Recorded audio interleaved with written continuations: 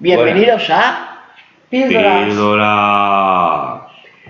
Esto mi padre Antonio, porque como habrá nueva sección, supongo que por eso. Nueva sección. Anda, pues sí.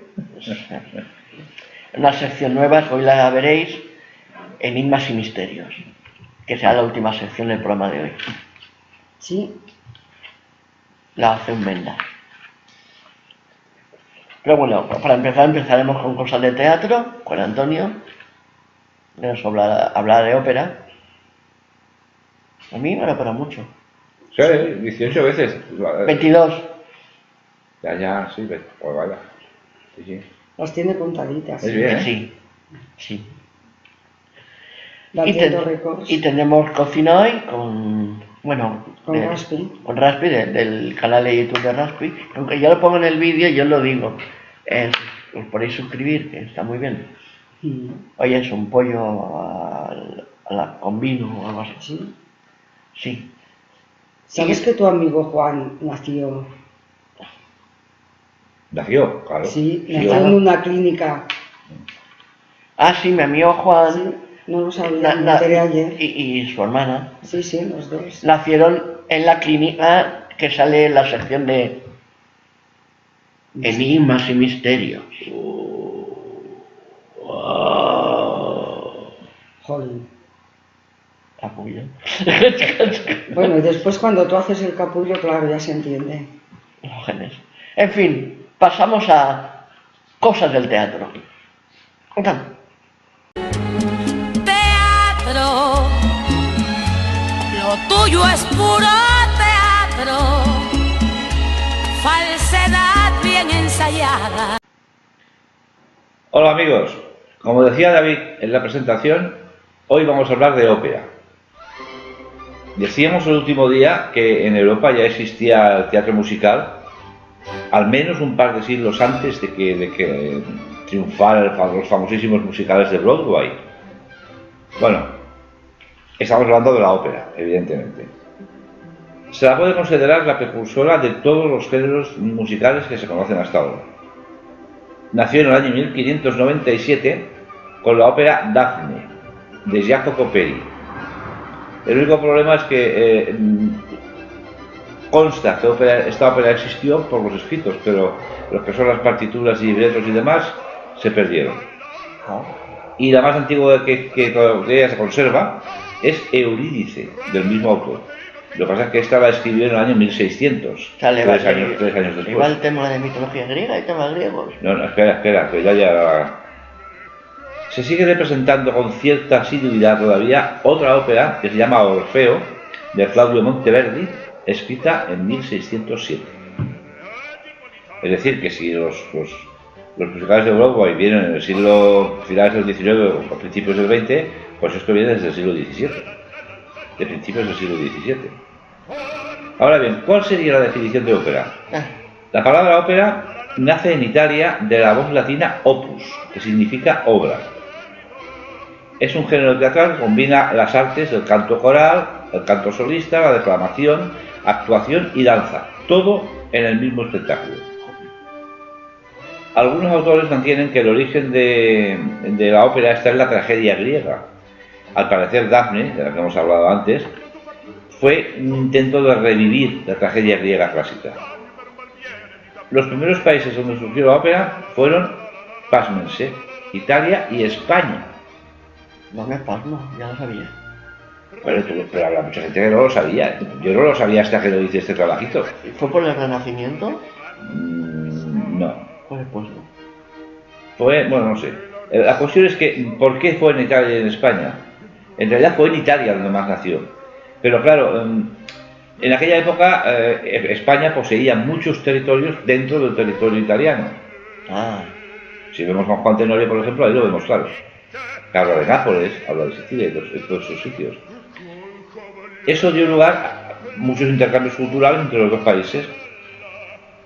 Y luego, por otra parte, hablamos de los estilos de ópera por nacionalidades. Tienen sus peculiaridades cada uno, sea en libreto, sea en partitura, en lo que sea. Está la ópera italiana, la ópera española, la ópera alemana, la rusa, la inglesa, la francesa, etcétera, etcétera, etcétera. Existen variantes dentro de estas, como por ejemplo la ópera bufa, italiana, es una ópera cómica, la opereta francesa, yo diría que esta debe ser la precursora de los numeritos de cabaret, algo así. La ópera comique, francesa también, que también es ópera cómica, como la bufa, y después en Alemania está el Singspiel. No sé si lo pronuncia así, se escribe S-I-N-G-S-P-I-E-L. Singspiel. Sin piel. Alemán. Que van sin piel. Que también es un numerito así un poquito, en cierto modo cómico. Imagina, cantar ópera en alemán. Uf. Los compositores más conocidos de ópera y sus obras, no los voy a enumerar todos porque sería interminable. Está Giuseppe Verdi, con la Traviata, Aida, Nabucco, Rigoletto, El Trovatore, Otello, etc. Es el de la pizza, ¿no? ¿El qué? Verdi. No, eso es otra cosa. Ah. Está Richard Wagner, con el holandés errante, Lohengrin, El Anillo del Nibelungo, Tristán y Isolda. El Anillo del Nibelungo no pasaba. Giacomo Puccini, La Bohème, Tosca, Madame Butterfly, Turandot, etc. Turandot. Wolfgang Amadeus Mozart, La Flauta Mágica, Las Bodas de Fígaro, Così fan tutte, que no hizo Mozart. Don Giovanni, etc. Pues no se sabrá. Hizo todo. Giacomo Rossini, con El Barbero de Sevilla, La Cenicienta, compuso conjuntamente con Verdi la ópera Otello. O sea que encima hay coproducciones. Para ver. Giacomo Donizetti, con El Elixir del Amor, Don Pasquale, Ana Bolena, etc. Las voces para cantar ópera requieren características muy especiales, por lo que son necesarios largos años de estudio y entrenamiento del aparato fonador, es decir, el aparato que produce el sonido, el que emite la voz, las cuerdas vocales, el diafragma y la resonancia de la cavidad bucal y los senos nasales. A ver, va a ampliar, es un... No, ella lleva unas tetas aquí. No son eso, no son... Ya, No llevas tetas nada ahí. Claro. Está aquí Ni arriba. siquiera una mascarilla de esas de antigases de la Primera Guerra Mundial, ¿no? Es aquí. Si tú das... Y está hueco. Hay unas cosas que ahí el sonido rebota y hay que saber hacerlo salir para que suene como... Es lo mejor de tanto cuando tienes sinusitis. Sinusitis, sinusitis. Ya. Las voces también tienen sus características y se clasifican por esas características. Las características son la tesitura, la agilidad, la potencia, el timbre, lo de todo el mundo. En los hombres existe el bajo barítono, el barítono, tenor y contratenor. Y en las mujeres, la contralto, mezzosoprano y soprano. Cantantes y cantantos famosos en... ¿Cantantos? Sí, pues para que los feministas no se me ofendan. Cantantes y cantantos. O cantantas. ¿Qué capullini eres? Es una capullada. ¿Sí? Capullini. Es que hay gente que eso de la A y la E, ojo. Capullini. Sí. Bueno, pues los cantantes más famosos y famosas no vienen desde tan antiguos que se conozcan, porque como se hacían las óperas con tan poca frecuencia, pues no se representaban apenas. Y no empezaron a profesionalizarse los cantantes hasta el nacimiento de la ópera comercial a mediados del siglo XVII. O sea, como por lo menos un siglo que cantaban, pero no eran conocidos, no eran famosos, hasta que se hicieron profesionales. Pues lo les daba una vez, 3 o 4 veces al año con nosotros. La primera soprano en alcanzar popularidad se llamaba Anna Renzi. En el siglo XVIII tuvieron renombre Faustina Bordoni y Francesca Pucconi, que de estas dos hablaremos de ellas. Su rivalidad era enorme. Mucho. En el siglo XIX destacó María Malibran, para quien algún compositor como Mendelssohn compuso expresamente óperas y piezas dadas las características muy especiales de su voz. Y ya en el siglo XX, que es cuando se desarrolla de verdad de toda la ópera, empiezan a haber cantantes famosos y compositores famosísimos, aparece el que muchos estudiosos consideran el mejor tenor de todos los tiempos, el italiano Enrico Caruso. El gran Caruso, que triunfó en los principales teatros de ópera de todo el mundo y fue el primer artista en vender 1 millón de copias de un disco. Hablamos de los años 20 del siglo XX, de 1920 y algo. El primer cantante que vendió 1 millón de discos. Otras que destacaron en el siglo XX y algunas siguen destacando en el XXI, María Callas, esta ya no destaca en el XXI, desgraciadamente. René Fleming, Victoria de Los Ángeles, Ainhoa Arteta y la gran Montserrat Caballé. Victoria de Los Ángeles. Sí. Y entre los hombres, Tito Gobi, contemporáneo de la Calas, con quien interpretó Tosca, Alfredo Kraus, Giuseppe Di Stefano, nada que ver con el otro Di Stefano, el del fútbol. No. Josep Carreras, Luciano Pavarotti y Plácido Domingo. Estos tres formaron en el año 1990 el grupo Los Tres Tenores y se hincharon de hacer giras por todo el mundo con sus canciones. Que ellos acercaron la ópera a la gente de menos... Sí, y además de acercar la ópera a la gente que no tenía acceso, que jamás había oído una ópera, no le gustaba o creía que no le gustaba, en sus discos y en sus giras había tanto piezas de ópera como canciones napolitanas, canciones de Broadway y música incluso pop. Bueno, hicieron lo que pudieron. Ahora vamos a hablar de lo que decíamos antes, de estas dos divas, Faustina Bordoni y Francesca Cuccioni. Una era muy agraciada, muy guapa, un tipazo de mujer, y la otra era pues más tipo, como se decía en esa época, campesina, más rellenita, no tan guapa de cara. Sin embargo, las voces eran absolutamente distintas, se complementaban muy bien y eran extraordinarias las dos. ¿Qué pasó? Pues que estas dos señoras tenían partidarios, una y otra. Y en una actuación en Londres, pues lo que no tengo es la fecha, la estaba buscando, pero no he conseguido. Creo que fue en el año 1727, pero no estoy muy seguro. Pues parece ser que se enzarzaron en una discusión porque cuando entró una de ellas a cantar su aria, los partidarios de la otra la abuchearon. Entonces los partidarios de la primera se metieron con los que la habían abucheado. Total, que en el patio de butacas del teatro empezaron a puñetazos. La pelea se fue extendiendo y llegó hasta el escenario, donde las dos cantantes se liaron a mamporros entre ellas, a tirarse del pelo y a arrastrarse por el escenario. O sea, el primer caso de hooligans en la ópera. El primer caso, efectivamente, de hooligans en la ópera. Sí. Oh. Estas dos señoras pues tenían ese defecto. Cosas de divas que vamos a hacer. Sí. Bueno, amigos, de momento esto es todo de la ópera. Seguiremos hablando de género lírico, posiblemente en el próximo programa. Posiblemente. Hasta entonces, venga, un abrazo a todos. Hasta luego. Saboreando, saboreando, saboreando, saboreando, saboreando, saboreando, saboreando, saboreando. Hola a todos y bienvenidos un lunes más a mi canal. La receta de esta semana es un guiso, y aunque yo lo voy a hacer con pollo y vino blanco, podéis utilizar cualquier tipo de carne o cualquier tipo de pescado para hacerlo. También podéis cambiar el vino blanco por tinto o rosado, o si lo preferís podéis sustituirlo por cerveza, champán, cava o sidra. Y como el alcohol se evapora cuando se cuece, la receta es apta para toda la familia.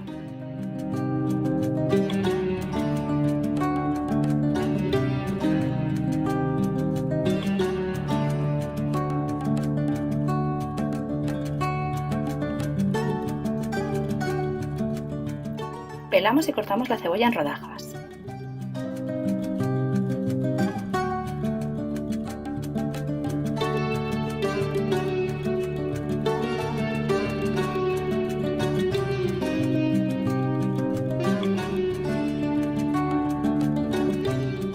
La colocamos como base en el fondo de la cazuela.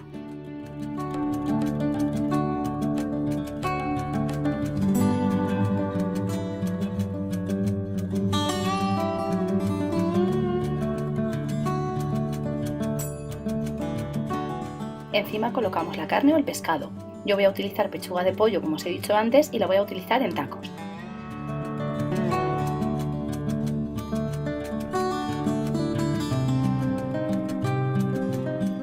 Cortamos un tomate a cuadraditos pequeños y lo añadimos por encima del pollo.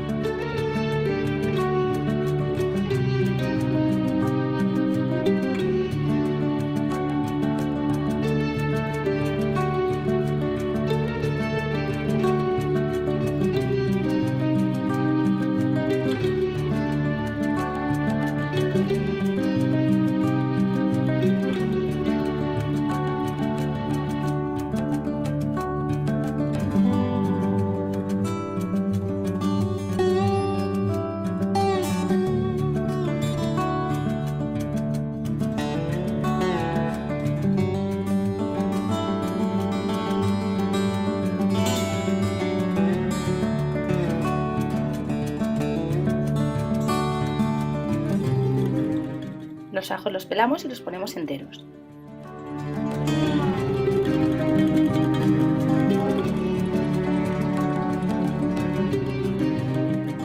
A continuación añadimos las hojas de laurel, romero molido,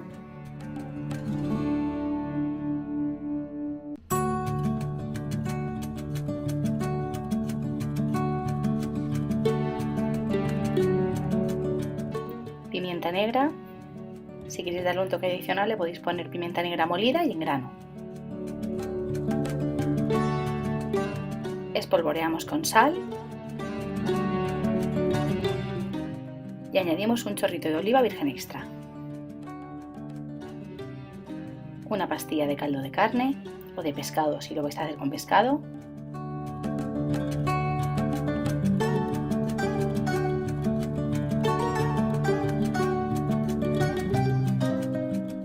y lo cubrimos todo con vino. Como os he dicho antes, también podéis cambiarlo por cerveza, sidra, champán, otro tipo de vino, lo que queráis. Llevamos la cazuela al fuego y la ponemos a cocer a un fuego medio.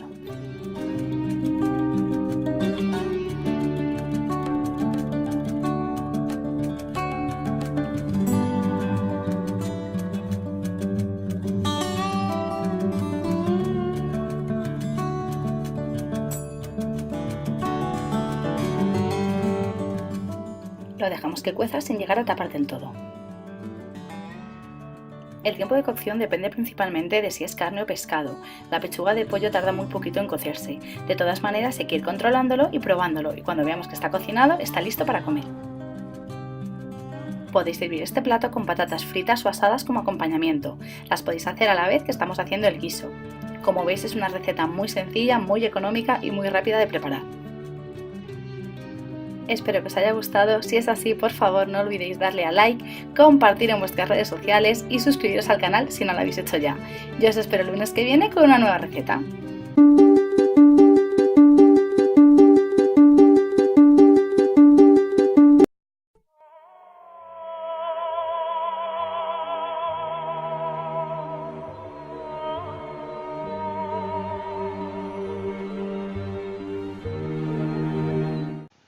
Saludos.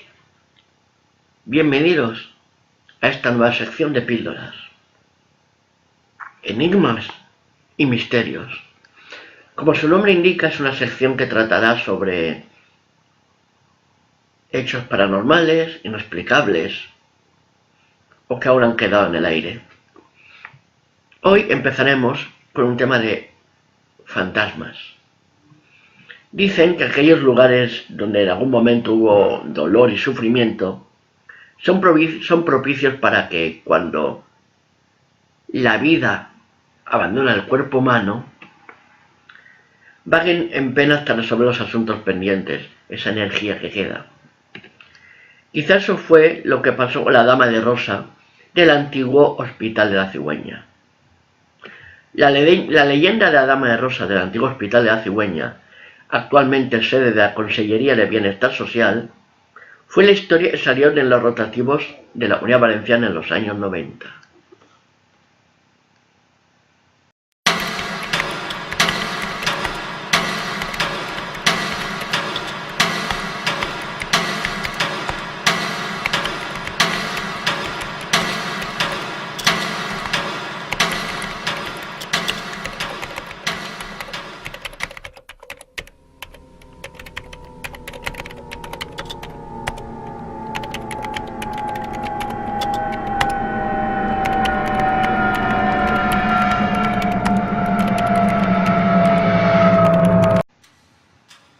Bien, aparte de ese artículo en las provincias, sobre esas fechas, un trabajador, concretamente un guardia de seguridad, el cual mantenemos en el anonimato, dio testimonio de los hechos paranormales que ocurrieron y quizás siguen ocurriendo en ese lugar. El trabajo de ese hombre consistía, entre otras cosas, en ir cerrando las ventanas de los despachos y apagar alguna luz que se podía quedar encendida. Entre sus costumbres estaba la de hacer la ronda a oscuras, El motivo, alumbrándose una linterna, el motivo era una forma más fácil de ver si había un ordenador fax o fotocopiadoras y se podían haber quedado encendidos, porque se podía ver el monitor encendido, por eso lo hacía a oscuras. Una noche, mientras paseaba por la tercera planta, sintió como si algo se le echase encima. Fue una especie de sensación, como una fuerza, algo sólido. Y aquello le sucedió al menos 2 veces más. Aterrorizado, acudió inmediatamente donde hubiera luz e intentó tranquilizarse buscando una explicación que justificara aquella experiencia. De repente, oyó como el ascensor se ponía en marcha y paraba en la sala de recepción, donde él se hallaba. La puerta se abrió, ¿y qué encontró? Nada. Aterrado, salió del edificio y esperó en la puerta hasta que amaneciera y llegara un relevo. Claro, a la noche siguiente debía volver a su puesto de trabajo. Presa del miedo, hizo la ronda, no a oscuras como estaba acostumbrado, sino con todas las luces encendidas y aún con el personal de mantenimiento y limpieza en la oficina. Pero quedaba toda la noche por delante. Una noche que debía pasar a solas. Cuando todos se fueron y él se quedó solo, empezó a escuchar unos golpes que provenían de lo que él supuso que era la tercera o cuarta planta. Los golpes eran fuertes y parecían intencionados, como reclamando su atención. Similar a esto. Pero con el miedo y saber de que debía estar allí toda la noche, intentó distraerse, intentó ignorarlo. Aunque no era capaz de evitar mirar cada cierto tiempo hacia el ascensor.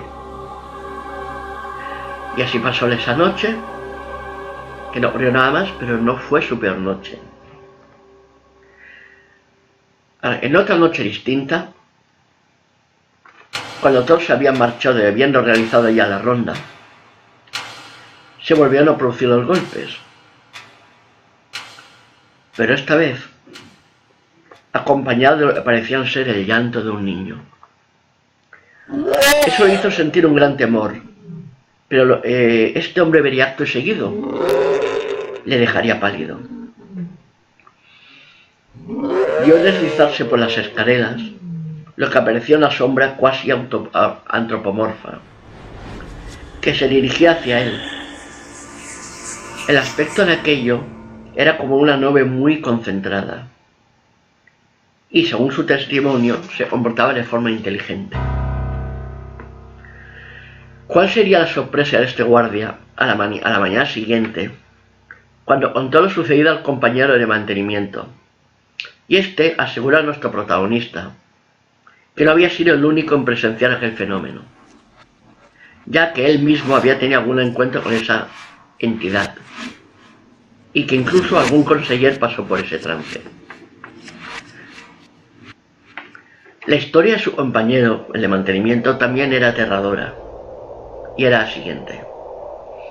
Una noche decidió quedarse después de la hora habitual.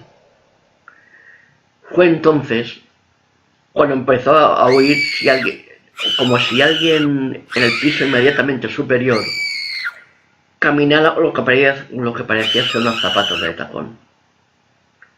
Subió y solo pudo comprobar que allí no había nadie. De vuelta a su puesto de trabajo, vio que sus instrumentos, sus cosas, se encontraban al lado opuesto de la mesa donde lo había dejado. Nadie podía haberlo movido de allí. Después de la historia de su compañero y lo vivido él mismo, el guardia de seguridad se despidió de su trabajo a los pocos días. Aunque la empresa de seguridad en la cual trabajaba intentó evitarlo, eso sí, reconociendo que no era él el único vigilante que había pasado por sucesos paranormales en la consellería. Otros compañeros ya habían escuchado el lamento infantil y habían visto la sombra. Otros rumores apuntan a la visión de una mujer alta, embarazada y vestida con un camisón rosa, adornado con lazos en ambos hombros, que deambula durante la noche intentando encontrar a un niño que llora, no se sabe dónde. El recorrido de la madre incorpórea finaliza antes de que despunte el alba en una inexistente sala de incubadoras. Según algunos informes, en toda la historia de la cigüeña, como clínica de maternidad, únicamente murieron 2 mujeres, y de esas 2 tan solo una llegó a dar a luz al niño. Al parecer, madre e hijo murieron con pocas horas de diferencia. La mujer era joven, y aquel era su primer hijo en el que había puesto mucha ilusión. Dicha mujer era la esposa de un médico, se llamaba Lourdes, y nada hacía sospechar que el parto se complicaría, y que ella y el niño al nacer morirían. Y la pregunta es, ¿será esa aparición Lourdes? ¿Será la dama de rosa Lourdes? No lo sabemos, quizá algún día encontremos la respuesta. Hasta el próximo programa. Bueno, ya hemos llegado al final del programa. La línea cigüeña, mal rollito, la dama de rosa y he de decir que esto nos lo dijo Tere, porque yo hablo del espíritu de la dama de rosa, es de una mujer, de una paciente, digamos. También se habla me dijo Tere, de una monja, que entonces sería enfermera, supongo. Eso no lo digo en el vídeo porque me enteré después. Y me lo explicó Tere. Así que lo explico ahora. Ella había dado a luz allí a sus 2 hijos. Exactamente. Saludo a los Garrido. Y hablando de Garrido, uno es de Tarazona. De La Mancha. ¿De dónde es? Muy cerquita. Muy cerquita está Fuentalvilla. Que es el pueblo del caballero del balón. De Don Andrés. Iniesta. El mago del balón. Y lo nombro porque me da gana. Se despide. Despedimos el programa porque hoy juega su último partido con el Fútbol Club Barcelona. A ver, no lo vamos a negar, vamos a ocultarlo, los 3 somos culés. Y muchas gracias, Don Andrés, por todo lo que has dado. Y desde nuestro humilde Lomes Vais, gracias, suerte y, como se dice, hasta pronto. Porque volverás de alguna forma. Bueno, sí. Es como futbolista y como persona también hay que valorarlo. Como todo. Como todo. Y Yo creo que es el único jugador que he visto que, viéndolo jugar, se podría llegar a pensar que el fútbol es cultura. Porque es un jugador limpio, caballeroso. ¿No son todos? No. No, hay muchos que se podría pensar que el fútbol es una bruticia viéndolo jugar. Pero hay de Sin embargo, todo. Iniesta no. Y no, Iniesta es como he dicho antes, el caballero del balón. Yo es el único que he visto, le han despedido, le han aplaudido todos. Campos En todos los campos de España y parte del extranjero. y del extranjero lo admiran, Sí. lo respetan. Y no sé, ojalá en todos los ámbitos de cualquier tipo pues hubiera gente así, con esa humanidad. Pero además un hombre siempre ha sido sencillo. No se ha subido a la cabeza, tiene siempre pies en el suelo. Y creo que es una lección para todos.